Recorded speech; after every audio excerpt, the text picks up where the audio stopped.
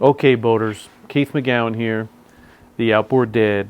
Always here to help you have a better boating experience, but we have to put this to bed. Well, I guess we don't have to, but we're going to talk about this till the cows come home, as the old timers used to say. And what are we talking about? The top 5 outboard motors that refuse to die. There's always debates out there, what's the best, this motor was better, that one. Don't tell me that motor was bad, I've been running one for 20 years. There's always going to be those debates. But what are the top 5, in your opinion, that are still out there running today? I'm not talking about 4-stroke motors that have been around for 15 years or even 20 years. I'm talking about 2-stroke motors, because wasn't many 4-strokes years ago, back before then, that guys swear by that are still running today. Let's talk about it. I have my favorites. Everyone has their own favorites. Now, I'm partial to some of them because I own them, right? If I haven't owned one and I heard somebody that had problems with it, I go, ooh, I don't know about that. My buddy had problems with that. But what's the common denominator we're going to talk about today in this episode? So not in any order.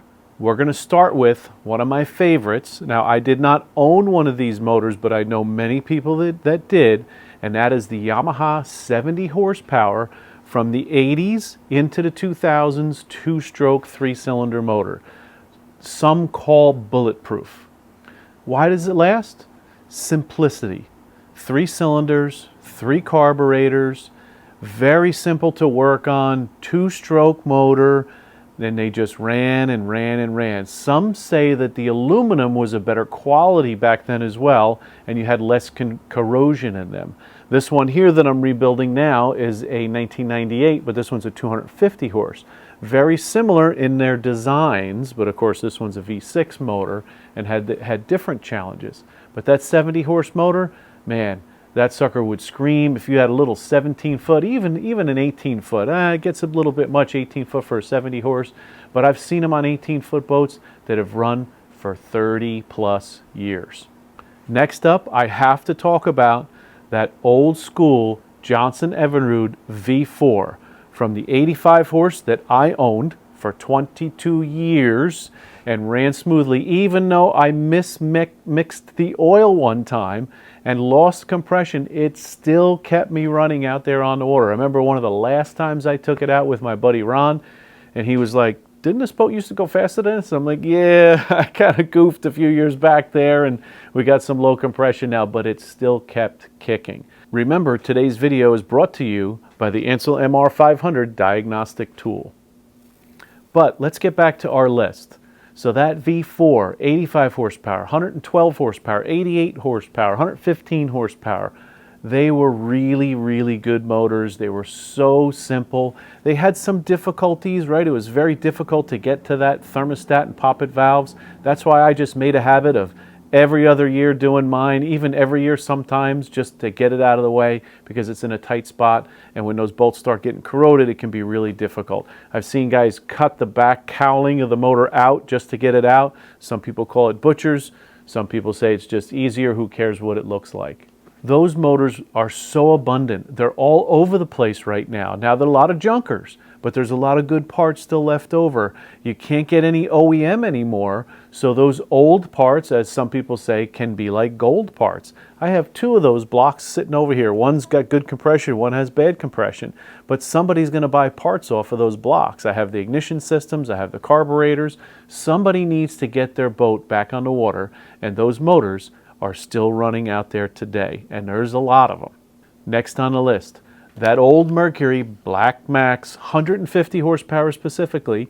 Now, I did like the tower power. I don't want to leave that out. That's not on my list, but I want to give it an honorable mention because my brother-in-law's father had one on a 21-foot Starcraft. I think it was a 115 tower power that ran smooth and beautiful for 30 years. Of course, he did take care of it, and that's going to be our common denominator today. So that Black Max 150, again, carbureted 2-stroke, simple to operate. They did have some failures with that plastic gear that drove the oil pump, but most times, if you used a good quality oil, they kept on running. And you know those Mercury diehards out there, whether it's a 2.0 or a 2.5, they will keep running and rebuilding those motors and get them faster and faster each time, and they love them. Next on the list, you might be surprised that I have this on here, Tohatsu, Nissan, right? The 9.9 and 15 horsepower motors, those little 2-cylinder motors, again, the 2 strokes, they ran great. And guys that have them still run them today from the 80s and 90s. But they were made up into the 2000s. Now the electronics changed over the years and they're not always interchangeable, a lot of those parts, but those had a great power to weight ratio that sailboaters really loved. I had a lot of sailboaters specifically coming to me, if you find one of these motors and you get it running for me, I want it. Because I had one on my boat for many years. I lost it off the back of the boat, or I sold it on the boat. I should have kept that motor, and they love them. Many parts are still widely available for those Nissan and Tohatsus, which is pretty surprising, but if the demand is there, the manufacturers will still make the stuff.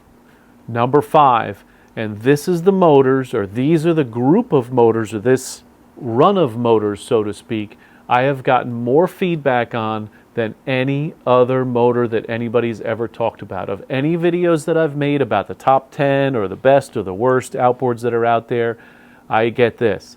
How come you didn't mention the Johnson Evinrude 25 to 35 horsepower motors? They are bulletproof and will run forever. Just a dead simple motor, 1 carburetor on there, 2-cylinder motor, very easy to maintain and take care of, very reliable and consistent operation.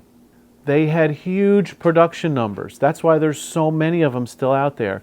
And since they were a smaller motor, they were used on lakes predominantly, and those motors, they don't get that corrosion. So there's so many out there to choose from that you can take and you can get running, or you can maintain that motor for many, many years to come.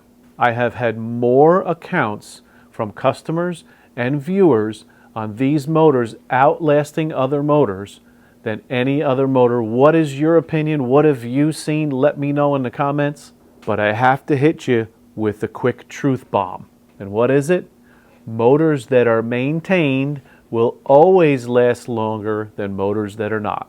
Most of the deaths of these motors are not design failures. It is owner neglect, bad fuel, salt corrosion, long storage without doing the proper storing and maintenance to get them back and get them back running strong.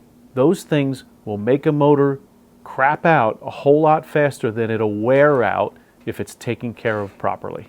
And this is what I hear mechanics repeat constantly. So that's it for my top 5. Don't forget, my used outboard motor buying guide is still for sale on Amazon.